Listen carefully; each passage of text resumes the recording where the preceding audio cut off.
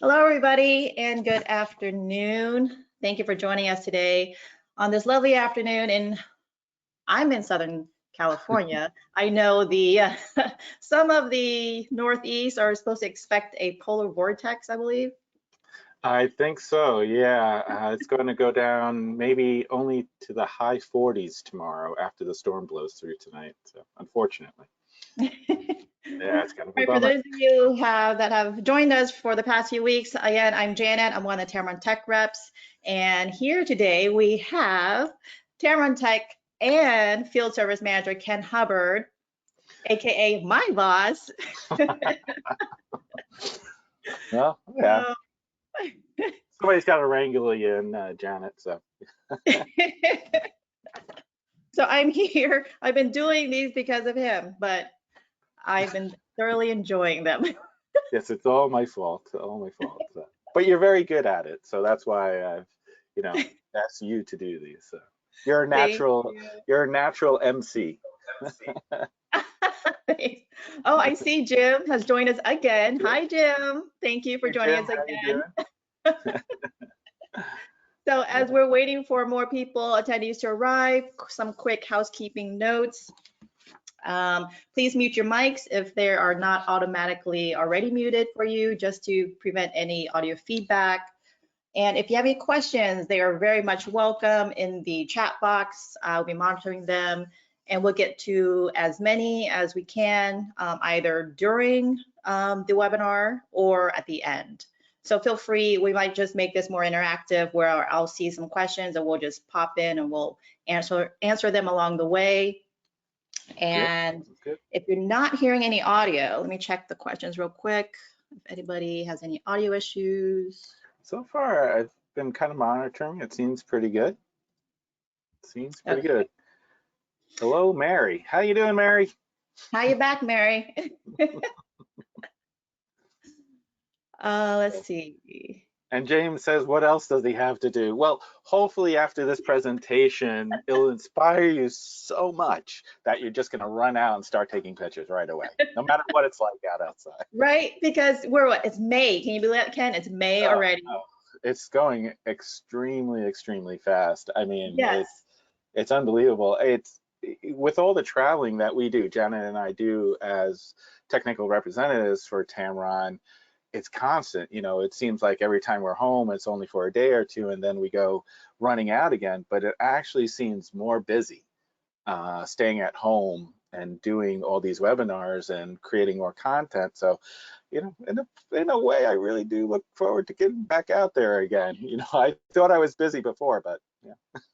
For me, actually, because I think the first couple weeks I was like, oh no, like it was hard adjusting to being home all the time. But now after what, a little over a month, almost 2 months of this lockdown now, I'm kind of very used to it. So Right. definitely give me and others a heads up when we're getting back out. I need to readjust to the I will. I will. Plenty of heads up. That's the one thing everybody will get with this one. That's for sure.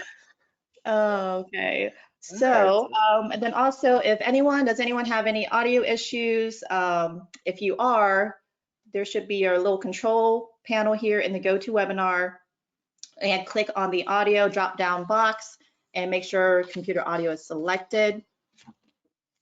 And if you're still having issues, this session is being recorded and you'll get a link to it following the webinar. Okay, great. And I'm just saying, hey, Val, I know you, Val. Of course. From Chambersburg, PA. I know Val. Come on. That goes way, way back.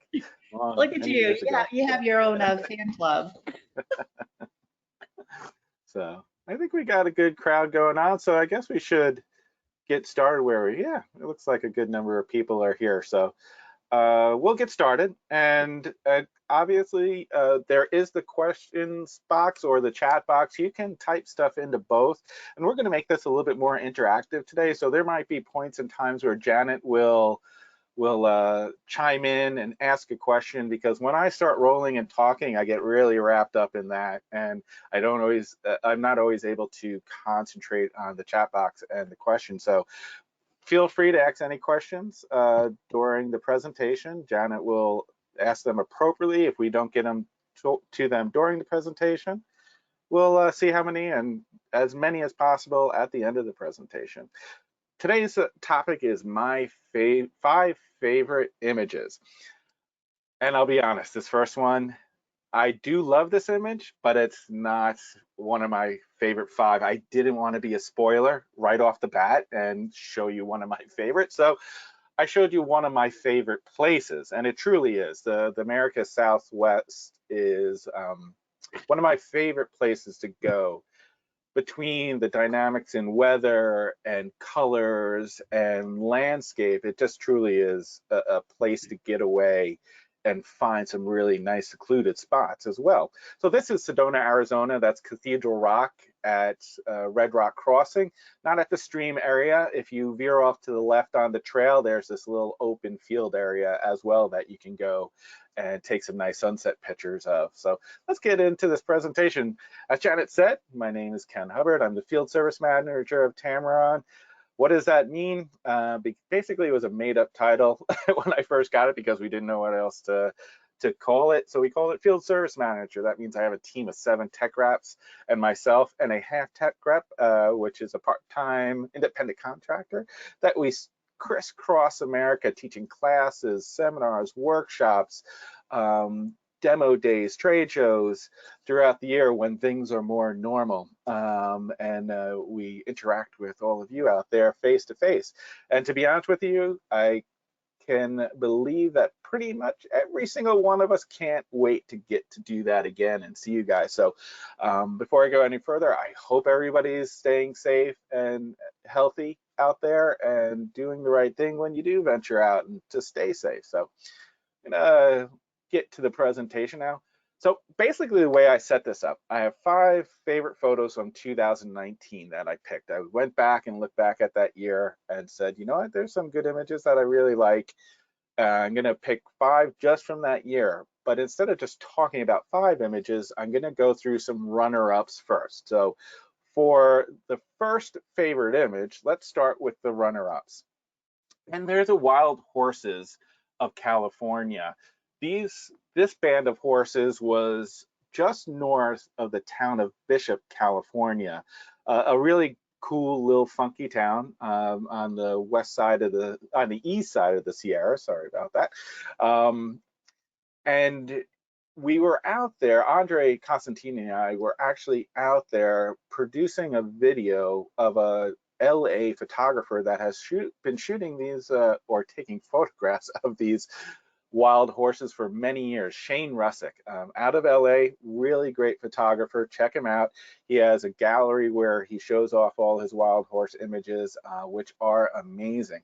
So he was able to show us where they are and found a really great band.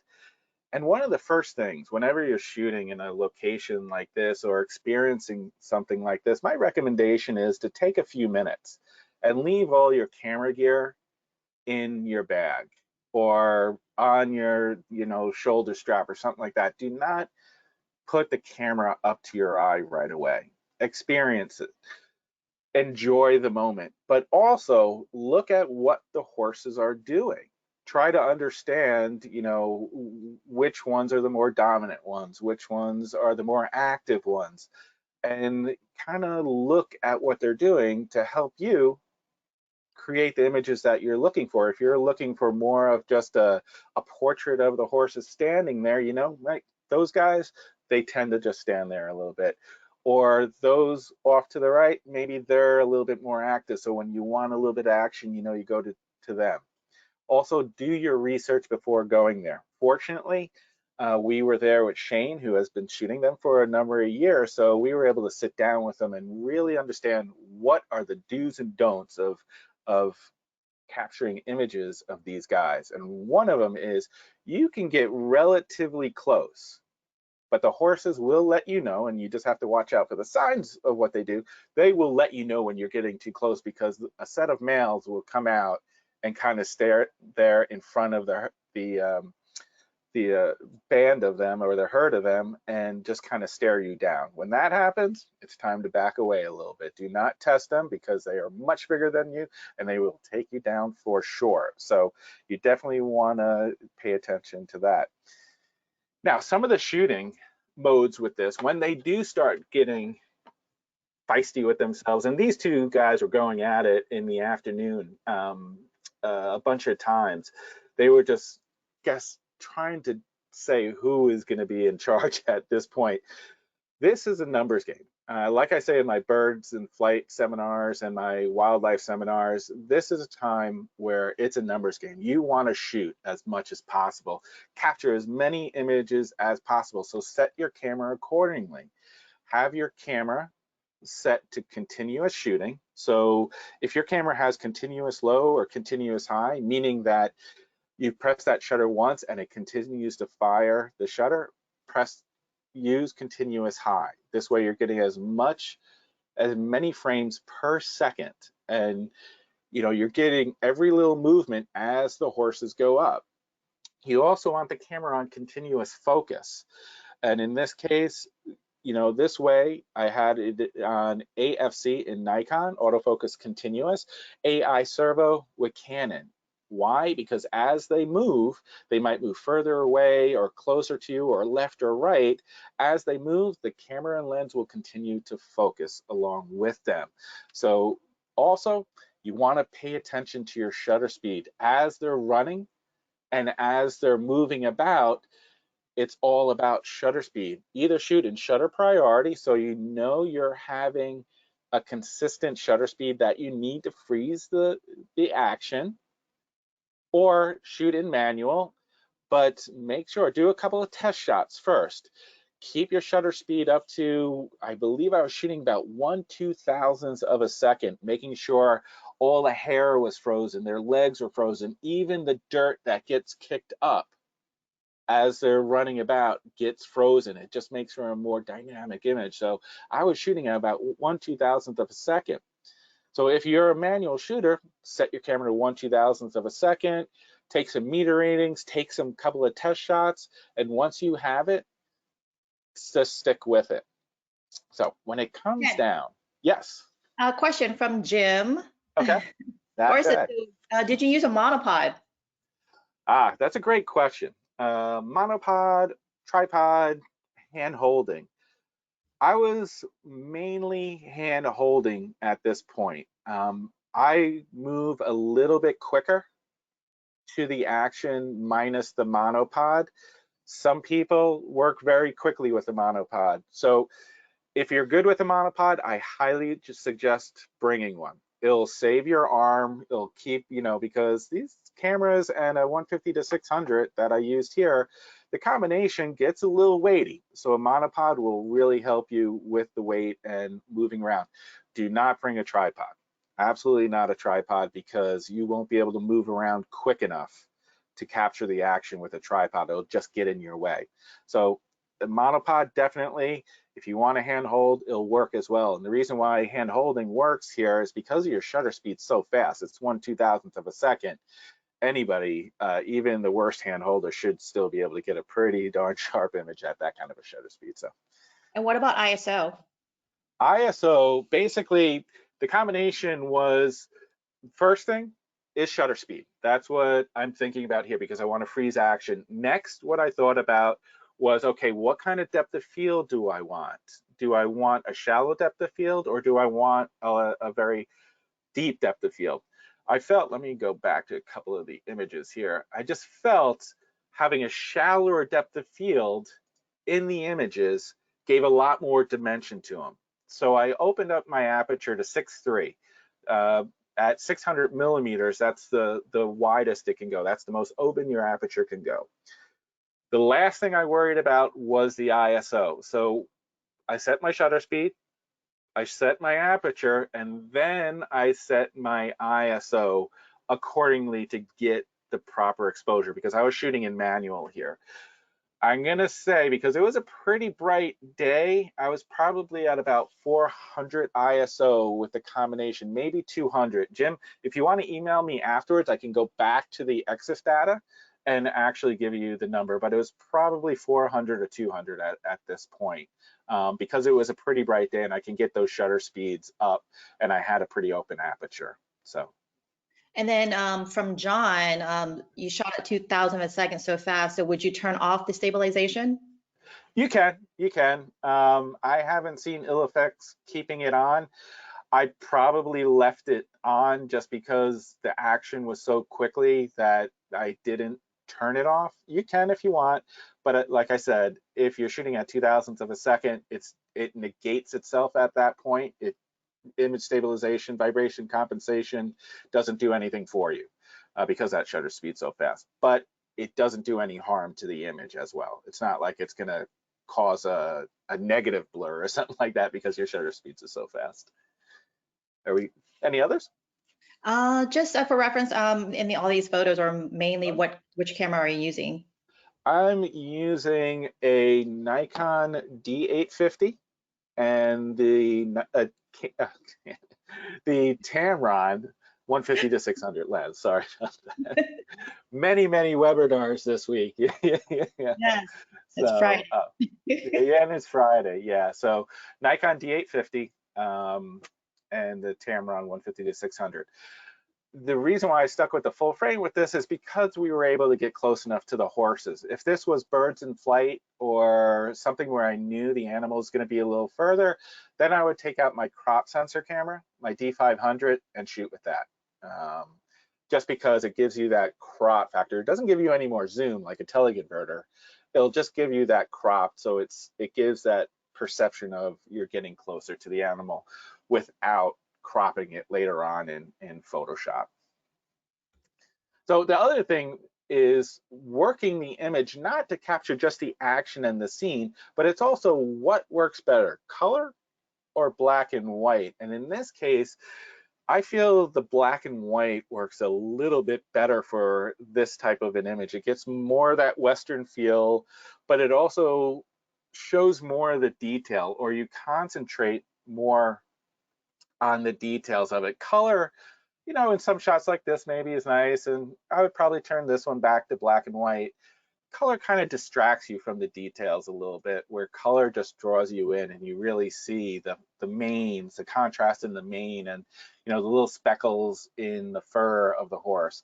And I had posted this one actually on Facebook, and somebody said, oh my God, are they eating enough? They look so skinny and their ribs are showing. Remember, these are wild Mustangs. They are constantly moving, running, walking, and eating. They are eating and eating and eating. They're not a domesticated horse, and that's why they look much different, much leaner, much slicker, leaner physiques.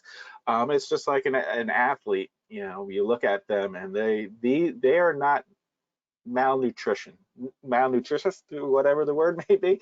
They are eating plenty, they're very healthy, and they have tons of energy, trust me. They are good to go. So my favorite image actually from this set is this one right here.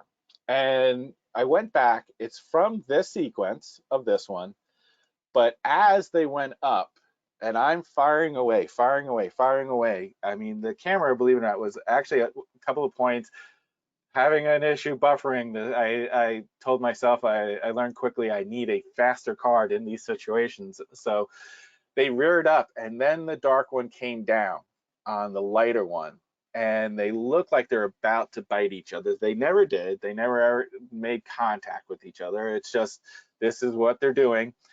And as I see this happening through my viewfinder, I suddenly became a little kid. All of a sudden I was just like, oh my God, did I just get that? Don't look, keep firing. And I literally had to tell myself to keep firing throughout the whole scene until they both ran off in opposite directions.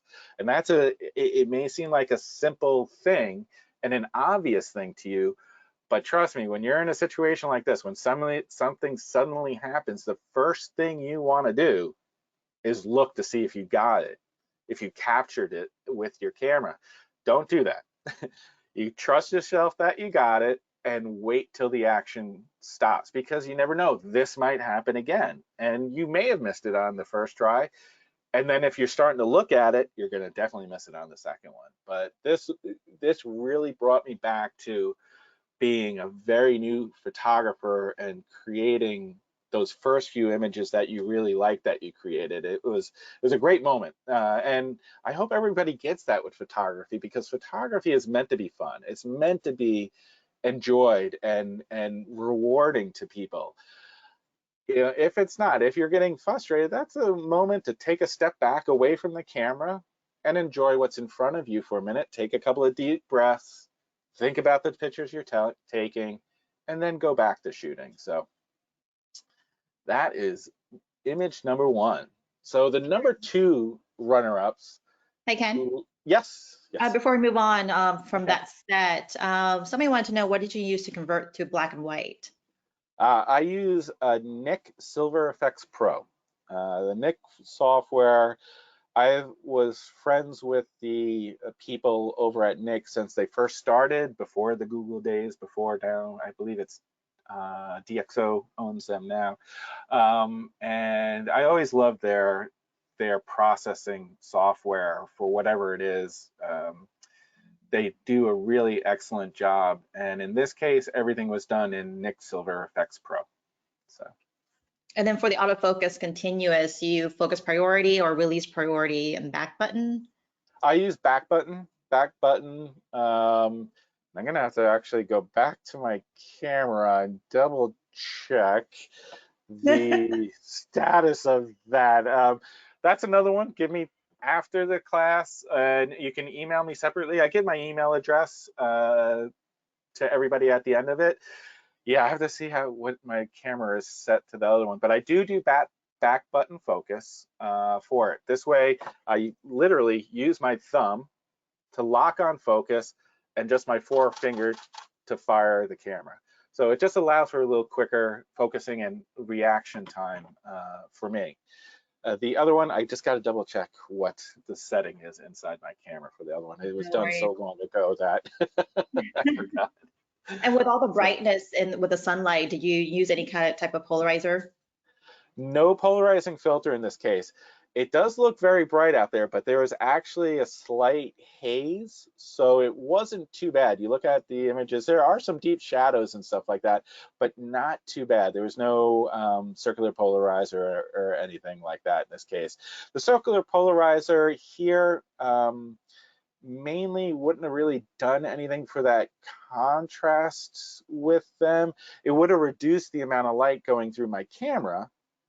So I would have to adjust my ISO or my aperture accordingly for that loss of light, because whenever you put a circular polarizer on the front of your lens, you lose a stop and a half of light. Some say maybe two, but it's about a stop and a half of light. So I don't really want to do that. I don't want to, take away any light in this case. There's no water reflections or window reflections. I'm not really shooting for a blue sky that I'm trying to make a little bit more contrasty between cloud and sky. So no need for it in this case. Thank you. All right, we're good to go. There we Yes. go. Do you have any questions, Janet? I will at the end. Okay, that's good to go. Okay, the number two runner-ups is Teton National Park. And the main reason why I picked Teton National Park with this one is because I have a habit of going there, and it's one of those parks that I get either too good of weather or really bad weather. And in this case, and you might be scratching your head and going, how could there be too good of weather? When I say too good of weather, I mean I wake up and there's not a cloud in the sky, not one.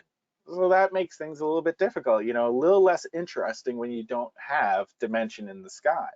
And this morning was that one of those typical mornings that we woke up, bright blue sky, clear skies, got to our location as the sun comes up, basically, had nothing there. So what did I do? Instead of concentrating and using the sky in my images, I got rid of most of it and brought the horizon line up to the top third and concentrated on the reflection, and chose a part of the river that I can use the foreground element to fill in where there should be some clouds. So, that's all I'm thinking about here, in the sense of, okay, it's not just get rid of that negative space sky up here on top, but it's also what to do with the reflection. Try and find an area where you have a foreground that can fill in for that.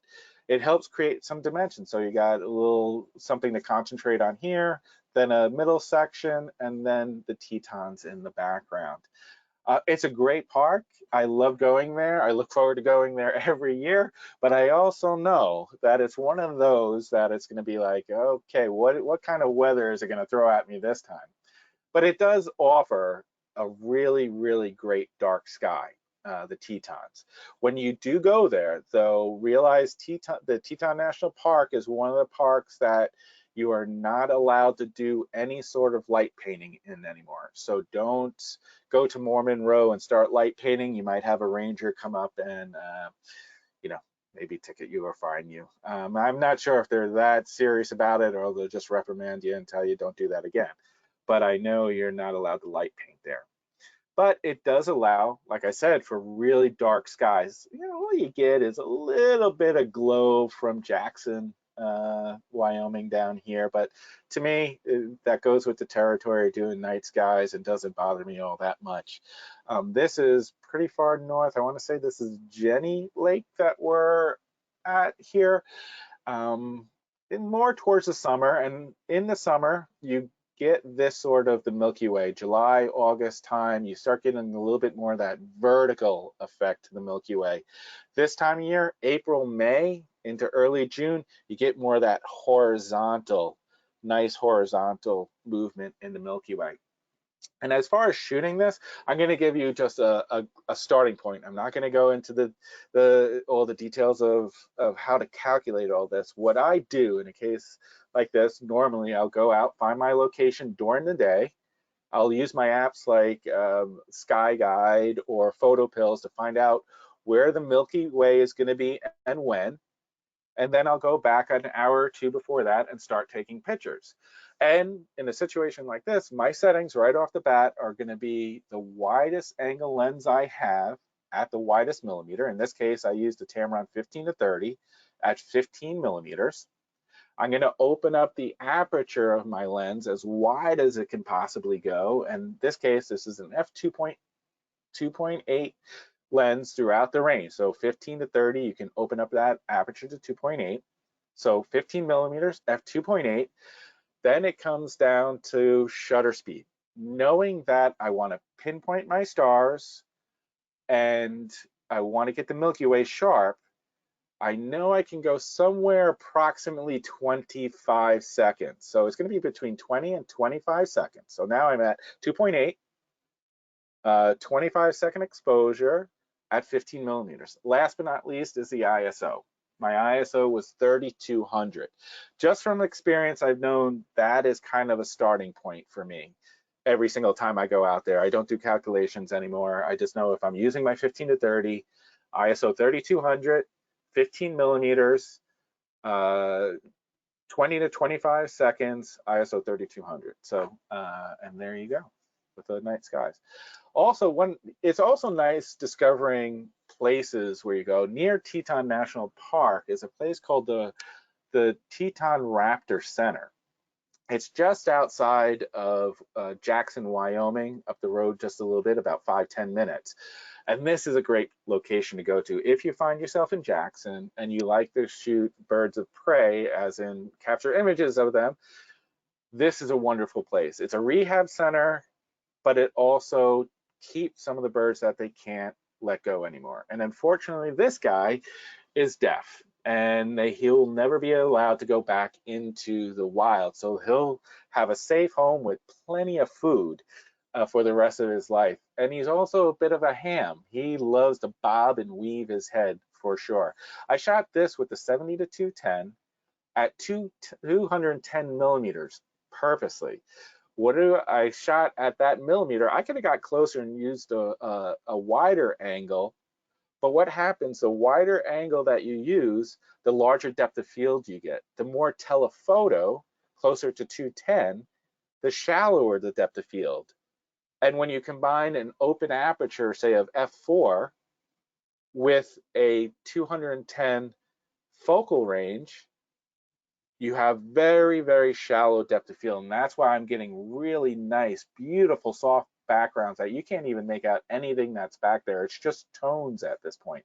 So that's why it's not just opening your aperture. Think of depth of field as controlled by your aperture, your focal length, and how close you are to the subject. Those three things will affect it. So I purposely shot this at 210 millimeters, open to f4, so I had a really nice shallow depth of field. So your eyes just go to his face, the expression of his face. The funny story with this one, really quickly, is that he wasn't, or she wasn't eating. I forgot if it's he or she at this point, but wasn't eating. And the way they would feed him, they would throw out a live mouse into a field because they were trying to figure out if they can eventually release in the wild. And one way is to see if it can hunt. So they would let a live mouse go, and it would just stare at it and then fly over and land on it and kind of nurse it.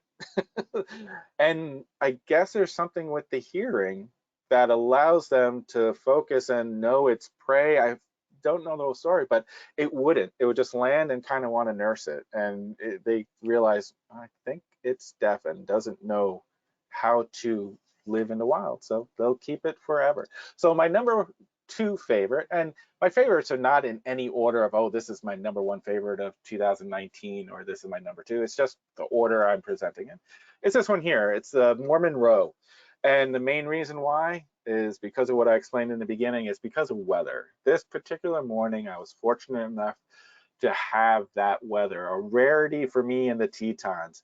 The storm came through at night, and you get a little concerned at first when you hear, oh my, it's going to rain till 8, 9 o'clock in the morning.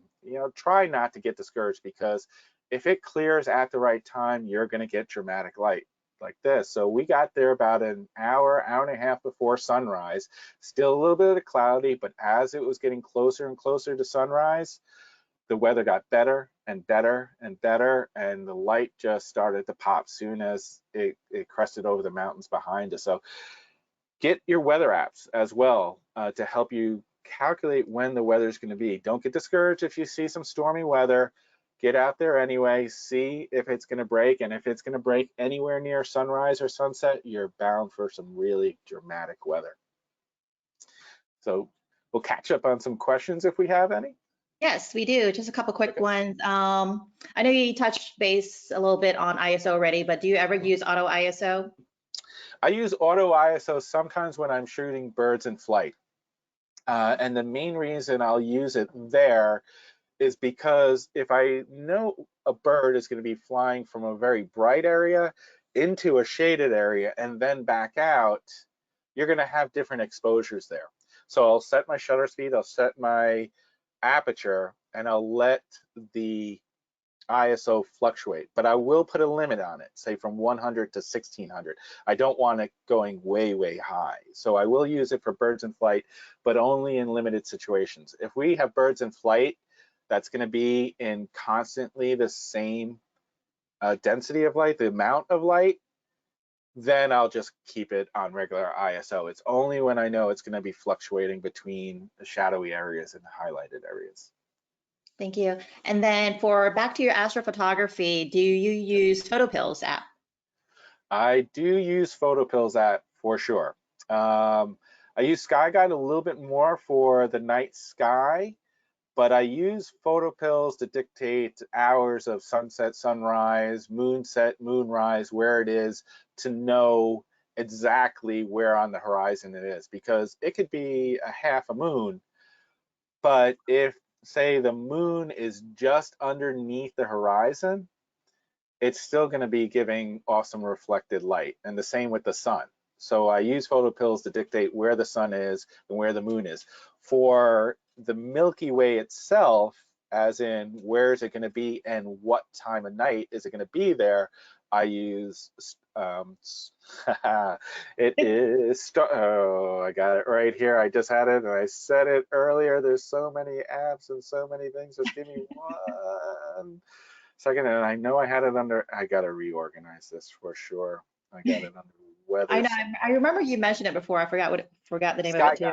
SkyGuide. Yeah, that's the one I use to dictate where the Milky Way is going to be. So PhotoPills is great at dictating time. Like if you're going to do some sort of time lapse, or if you're going to do star trails, doing star trails can get a little bit more tricky in the sense of what direction are you facing for what, how long do you have to do it for, with what focal length. So with PhotoPills, you can actually type in what lens you're using, what direction or what declination you're in, and it'll tell you how long the star trails will be for how long of an exposure that you do. So PhotoPills does a lot. There is a ton you can do with that app on the phone. So. And then on the barn shot, a couple questions. Okay. Did you use any HDR or tone mapping in post? No HDR, no tone mapping. There's a good time to explain what I do with my images. Every single image you see, color, black and white, or whatever it is, even a travel shot that you'll see in the next one, I do post work too. But it's more of just a little tonality, add a little contrast, but it's all done more with Nick's software, Viveza, where I'll isolate areas and maybe make this a little contrasty, warm this up a little bit. There's no tone mapping or HDR in it. I like to keep things as natural looking as possible, but with a little bit of enhancement. Did it look exactly like this when we were there? No, it may be a little bit warmer, but it's pretty close. I am not someone to tell you do not over edit or do not do this or do not do that. You know what? Photography and the creation of your photos, be it doing nothing to them or doing a lot to them, is a creative process. And it's going to change for everybody over time. Everybody's going to either do very little at one point, suddenly discover a program that they love and start doing a lot at another point. And that's just the nature of things, of how it works. And it's a creative process. I do shoot in JPEG and RAW. RAW mainly so I have the ability to edit. Also, allows me to re-edit later on if I don't like my edit. If I go back 5 years and see this image and feel, that's a little too warm, I want to make it a little bit cooler, I can go back to the beginning and start all over again. So. Thank you. Long-winded answer for me.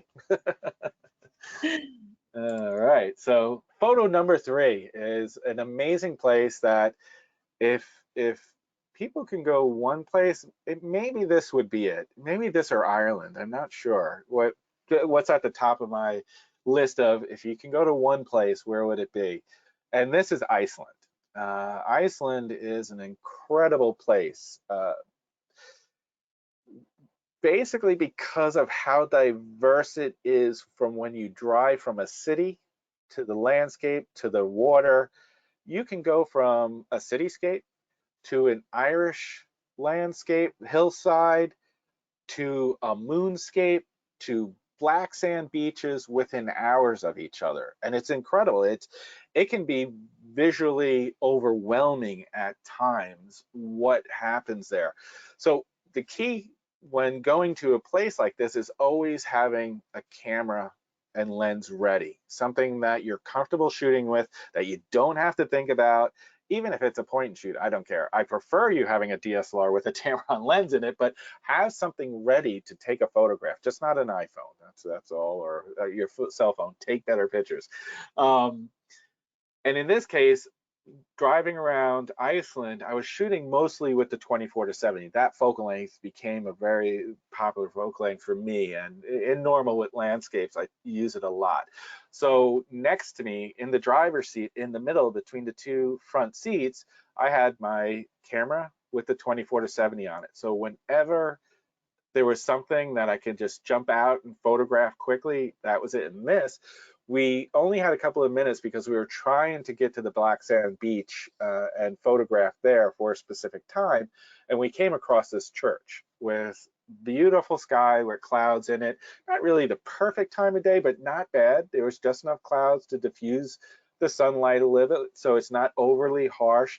But I mean, the perfect background with a you know, sort of a kind of a cutout in the mountain, and you know, the cemetery next to it. It was just a scene that lent itself like, you know what, if we go to the sand beach and come back, we might not get the situation like it is now. So stop for a few minutes, was able to grab the camera and go and shoot the image. So the other thing about Iceland are the horses. You tend to call them ponies because they're a little bit smaller, and they're not quite as big as the horses you normally see, but they are horses. And if you say Icelandic ponies to Icelanders, they'll correct you, say no, they are horses. But they are extremely friendly and photogenic as well.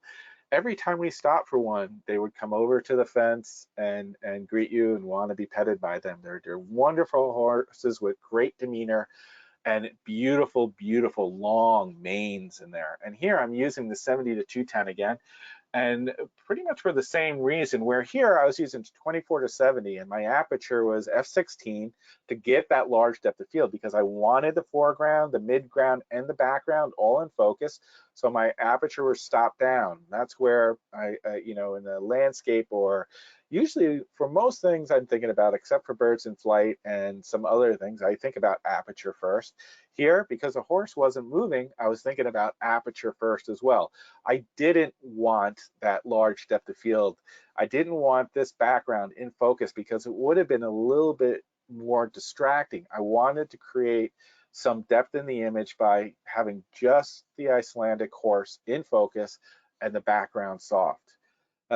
Interesting story about Icelandic horses is that once a horse leaves, say it, you know, the owner wants to travel to wherever, Greenland or Europe or the United States, once it leaves, it can never come back.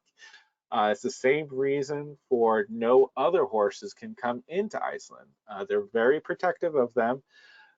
They do not want to bring in diseases, and that's what the concern is, that if they ever go out, they come back, bring back a disease, they can be, you know, wiped out pretty quickly. So they are very restrictive with their horses. You can go up and pet them and talk to them and do whatever you want. They just can never leave, and none can come back to Iceland as well.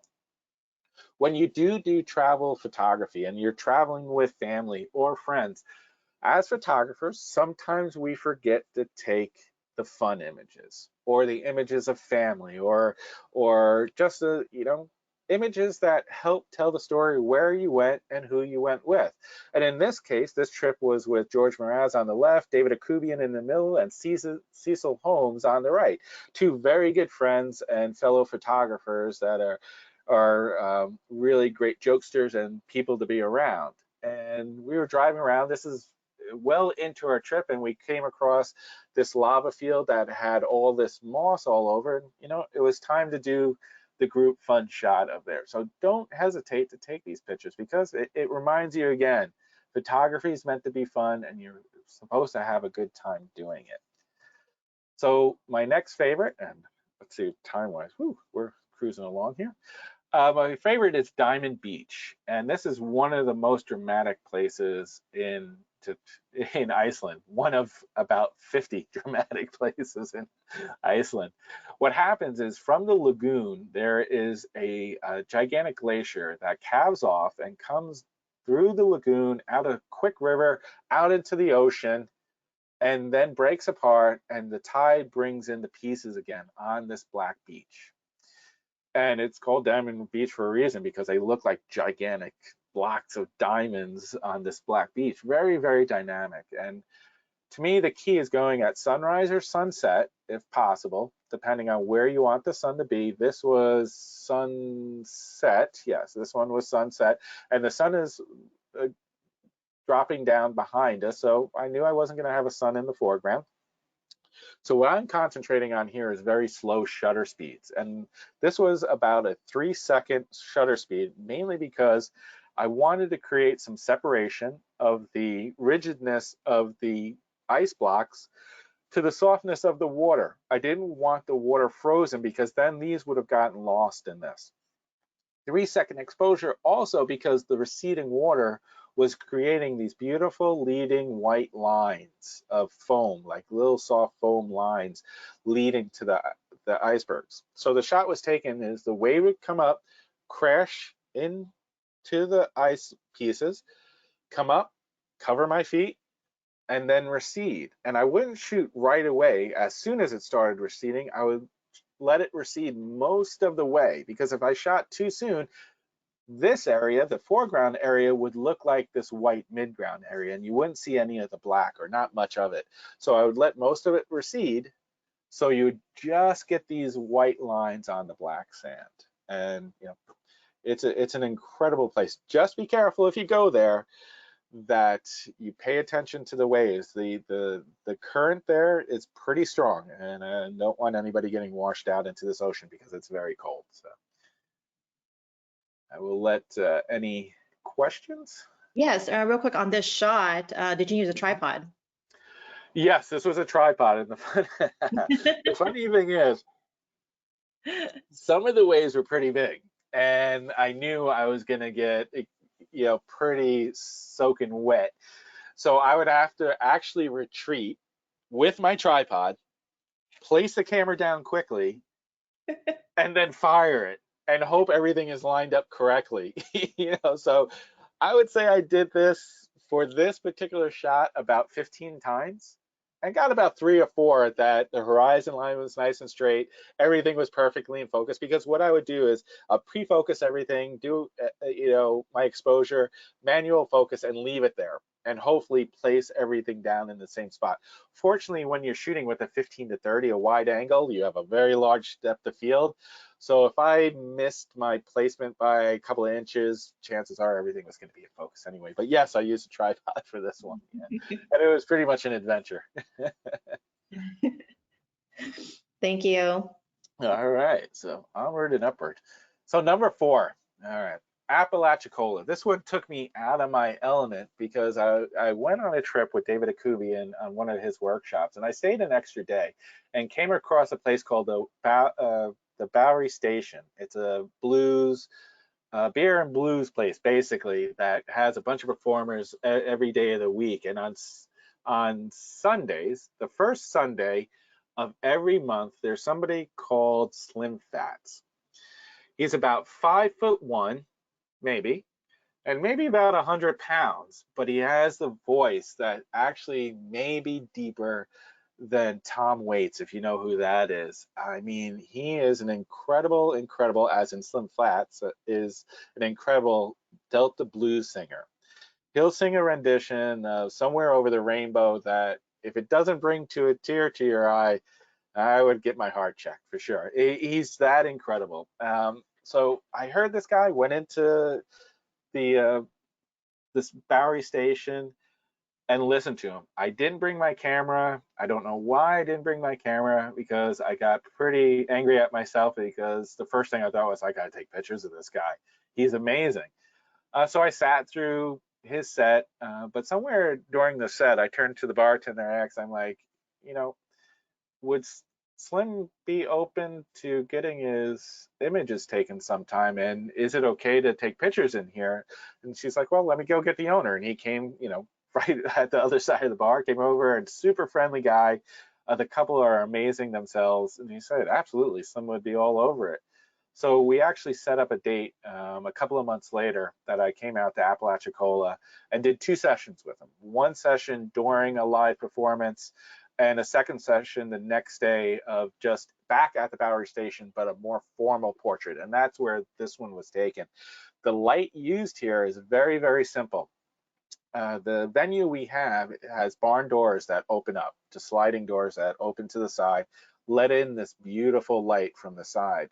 To balance that light, to equal it out just a little bit, so it's not too harsh of a contrast on the face, I either used a white reflector to bounce light back into the other side, or I used a LED light panel. If I needed just a little bit more, I would bring that in a little bit closer and add a little bit more light to.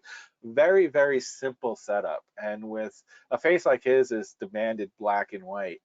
And he actually put on a performance for us. Even this is from the formal day. It was pretty amazing. He goes into this preacher mode and just it really gets into it. So the key is when you're shooting this, because this is something new for me. This is not my normal MO of shooting, is, you know, being this close to a person, doing formal portraits, especially, you know, a studio where it's not a model. You know, I've done that. I've done headshots of people, done model shots of people, but of a performer is a little different thing.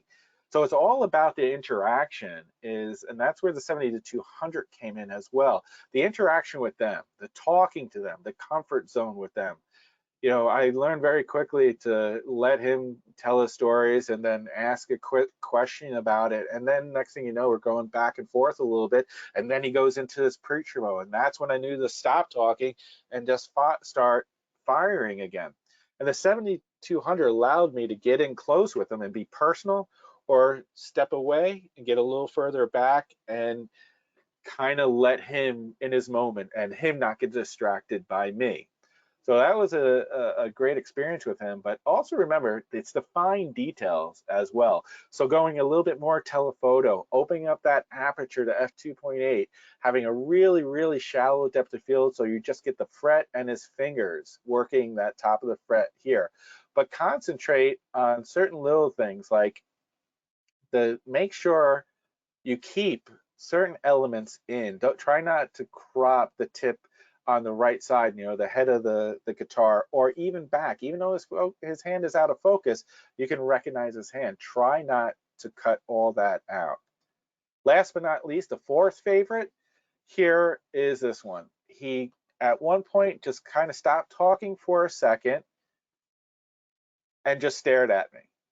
And I must have shot off 15, 20 images rapid fire at this. And he just kind of stared at me for a second. I didn't know what he was going to do. I didn't know if he was going to howl or anything, but he gave me about 2 seconds of this, just staring at me. And right away, that was another moment, like the horses, that I sat there and went, wow, I think that one's it. And it turned out, yeah, in color, you know, he's wearing the purple shirt, he's got a great face and stuff like that.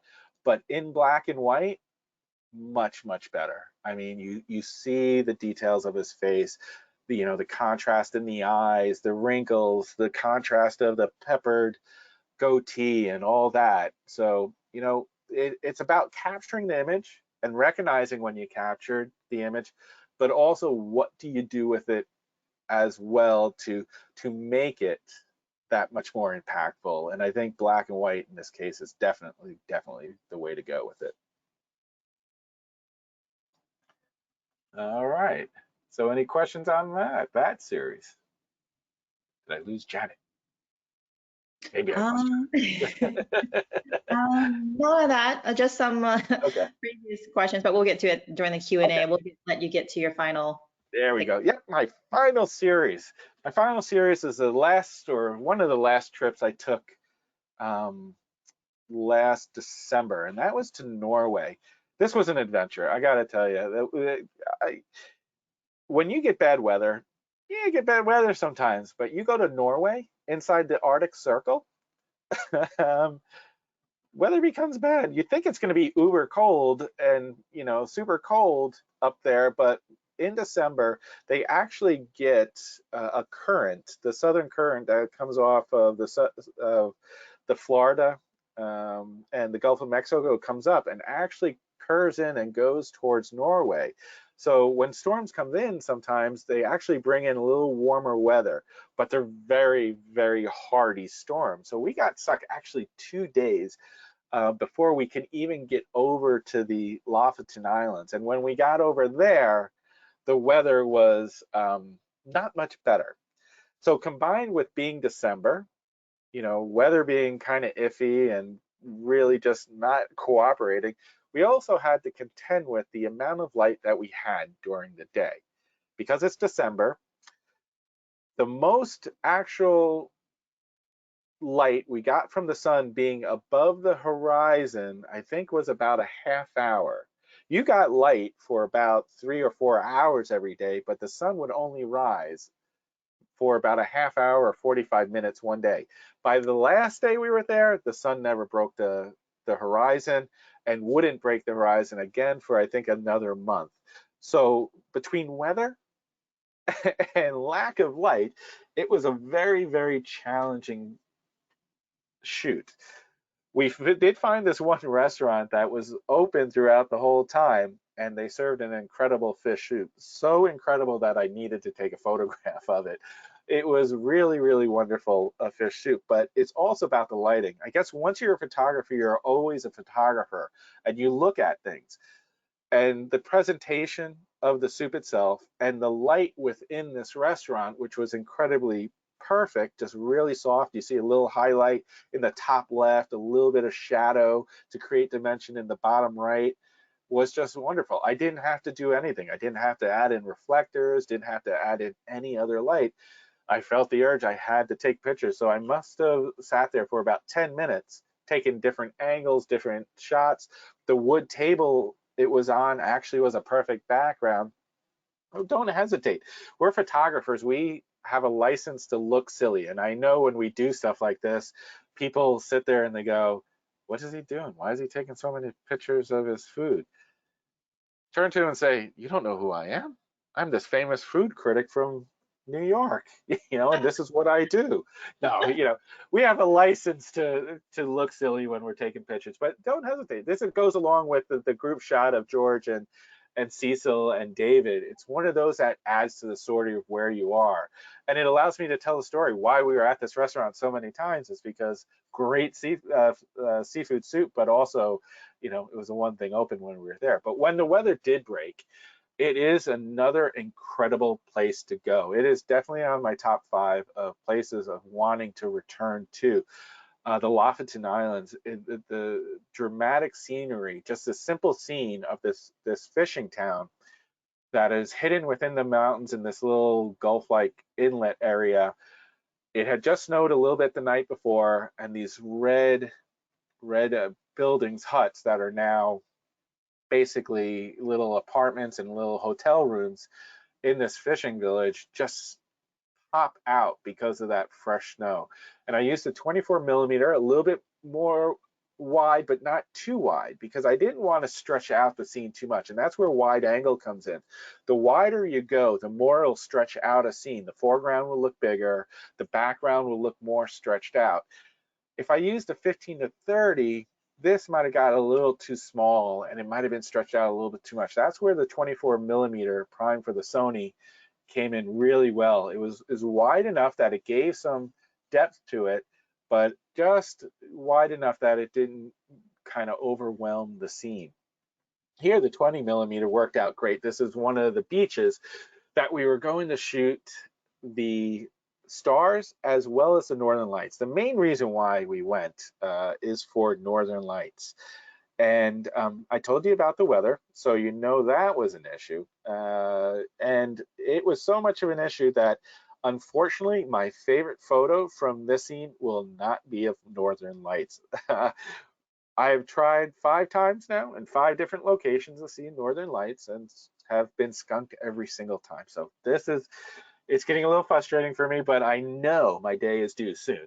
But this was a great day, a great night anyway, because the play of the clouds in the sky and the moonrise. This is actually a moonrise. This is not the sun. This is the moon coming up, backlighting the clouds, creating this golden color, which reflected on this little river going into the bay that's off to the right here.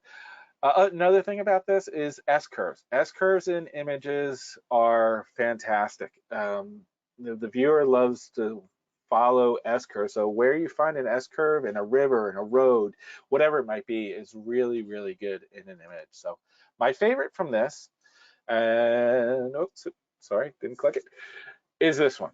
This was, I believe, the first night we actually made it onto the Lofoten Islands after being stuck for 2.5 days trying to get over to them, was this one. And we get to our this is the town we stayed in, and it was an old fishing village where they converted the fishing huts into little apartments for everyone. We were staying there, we went out, we scouted, we found some locations we wanted. Fortunately, there was a bridge going over this fjord that made for a beautiful overlook for the town and the mountains behind it and the fjord off to the left. We knew that's where we wanted to go. But like the previous image, the weather we got was rain, then sleet, then snow, then partly clear sky, then back to sleet, then rain, then snow, partly, it just, every 10 minutes it would do something. So we knew we weren't going to be really that successful with the Northern Lights or anything. So we figured, you know what? We'll call it a night. We'll go to bed early. We'll wake up early in the morning because we know it's going to be super dark, and we'll see what happens then. 11 o'clock at night, the fire alarm goes off for the entire town.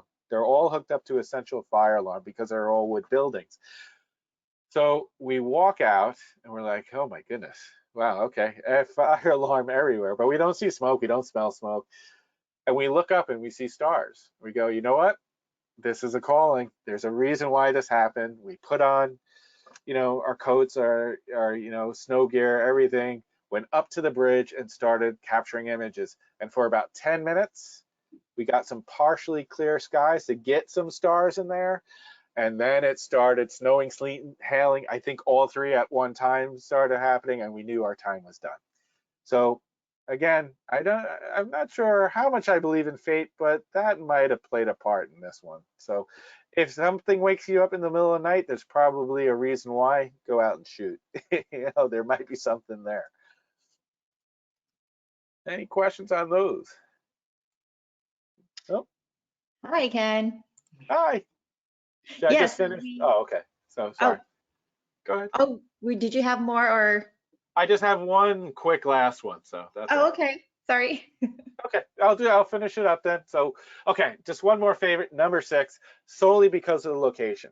I know when we get back to this, our national parks are, every single one is worth going to, but they get a little crowded. You got to find the right times to go there and stuff like that. But if there's a chance, you can go to one place and see it that's not going to be crowded yet and somewhat affordable. It's in Bolivia, believe it or not. It's called Salar de Uyuni.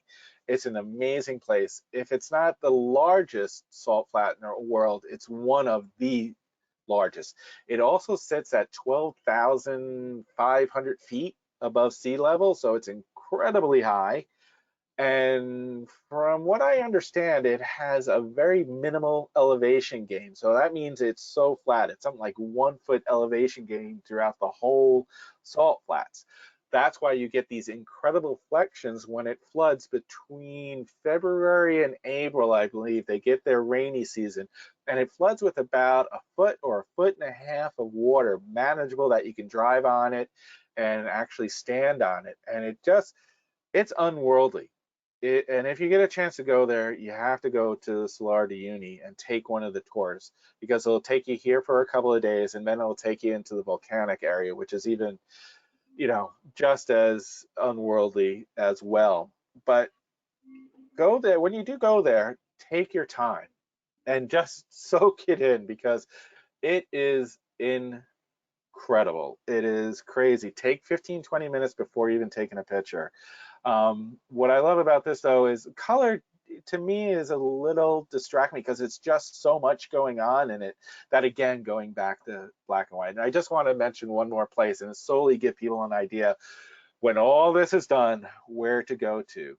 I do want to quickly wrap up a couple of things. Next week, it's going to be Erica's favorite 5 images. So tune back again, 2 o'clock Eastern next week. And Erica Robinson, she's going to be showing her images. And if there's somebody who's traveled to more countries than either me or Andre or somebody, it's probably her. She's well traveled.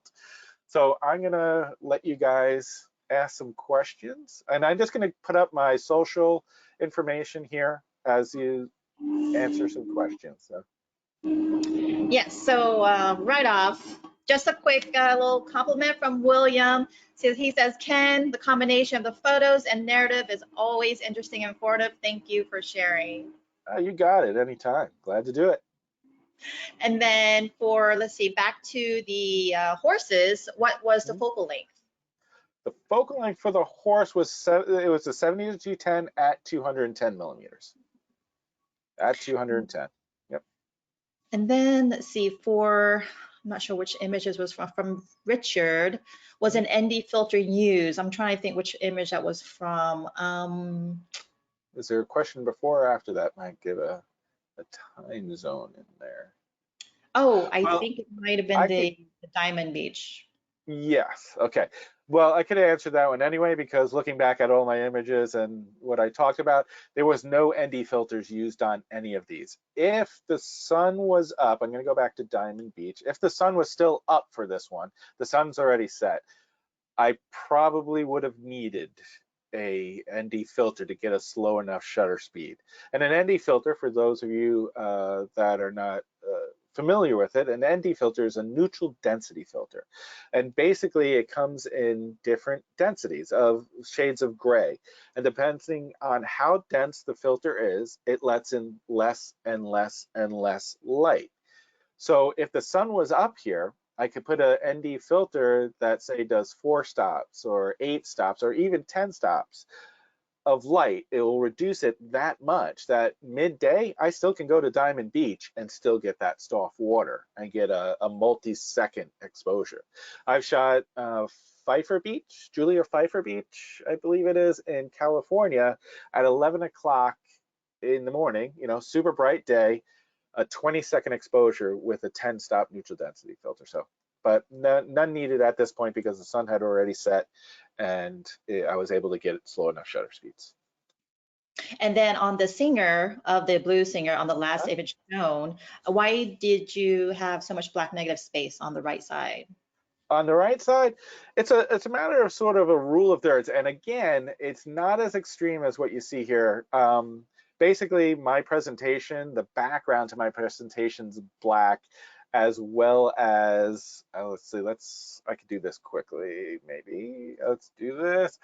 And I'm gonna image style, I'm gonna put a border on it so you can actually see it a little bit better of what, see, so that's the border, that's the actual framing of it.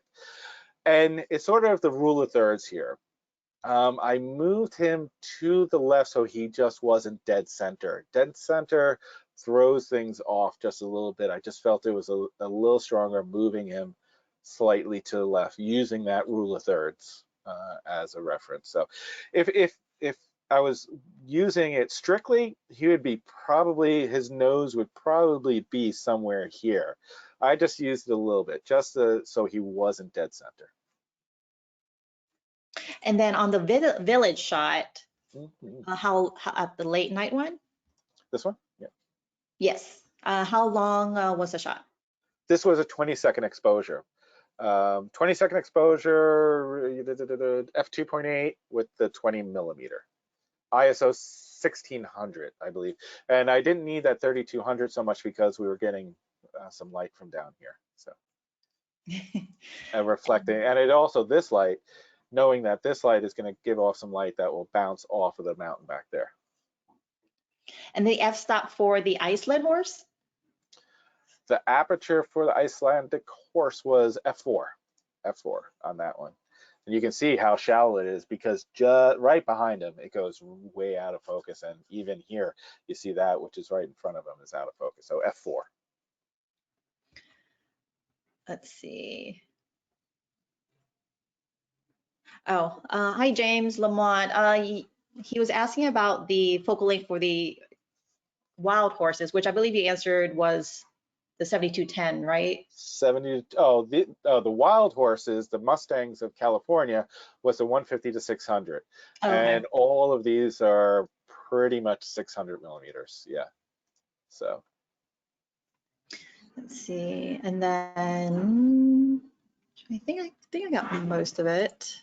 For those asking if, for those that joined late, yes, this is being recorded, and you can view it again, and you'll get a link to it following the webinar. I just typed in my email address. So any other questions, anything you might think of later, if you want more information about where I went, what time of year I went there, why I went there that time of year, I'm more than happy to let you know exactly where I went and where it was I stood. The only thing with the wild horses, I can't tell you exactly what road I was on. I just know we started in Bishop because we were following Shane, and he drives pretty fast. So I was just trying to keep up with him. I know we started in Bishop, but there's a Oh, there's a number of wild horses bans throughout the United States. There's some in Utah. I think Colorado might have some, but there's a number of them throughout the United States. So somebody wants to know what was the blues singer's name again? Slim Fats, Slim Slim, Fats. yeah, Slim Fats, yeah. And The that's a bar. yep, first Sunday of every month in Apalachicola, Florida. He and this was the first time I met him was about a month after the hurricane went through that Mexico Beach and that area, which was pretty devastating out there. But he still came out, sang that day. So they're pretty resilient down there, that's for sure. And then let's see. So for post-processing, if someone's not a fan of subscription software, Okay. rather than Lightroom or Photoshop, what else do you recommend? Luminar. I don't think Luminar is subscription based. You might have to update, when they come out with new ones every once in a while. But I believe Luminar is you buy it and then it's yours.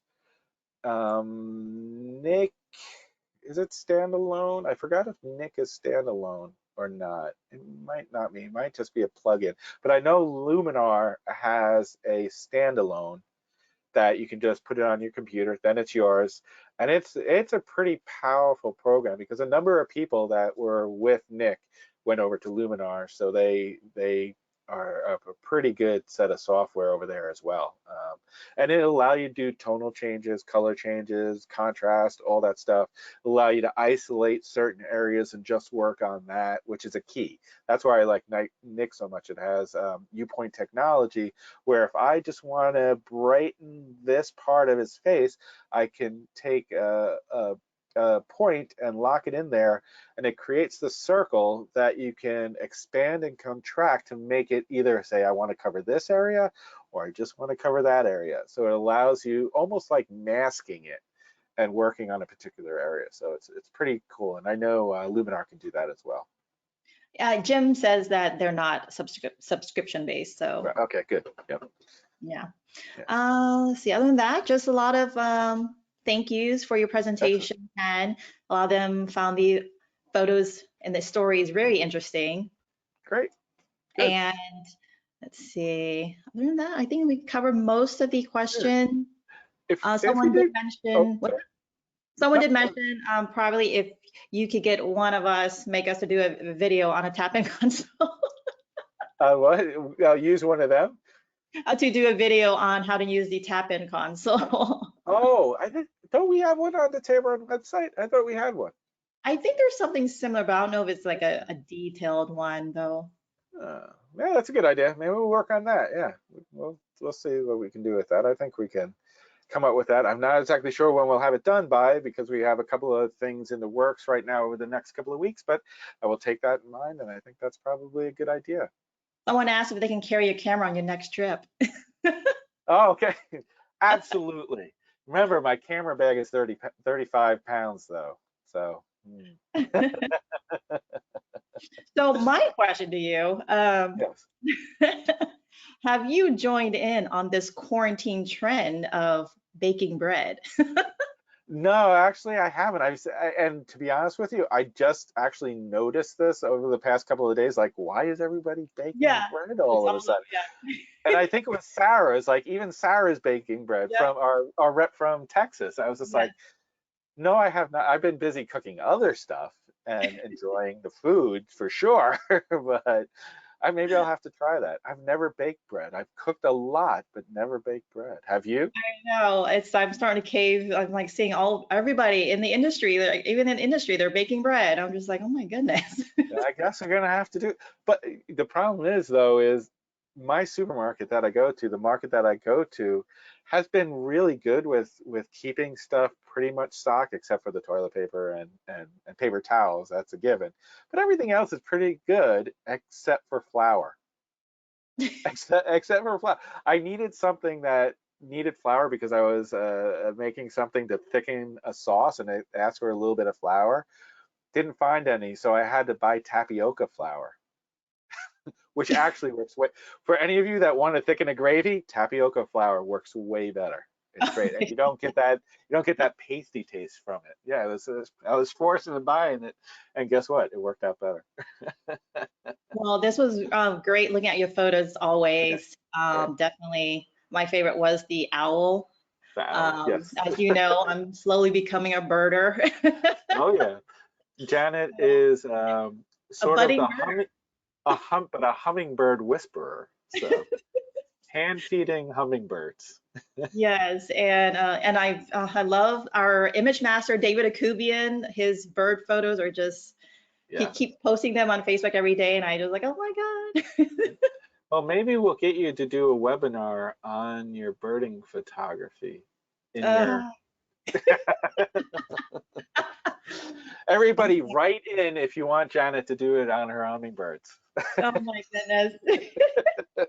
I know, like they're darting in front of me on my balcony right here.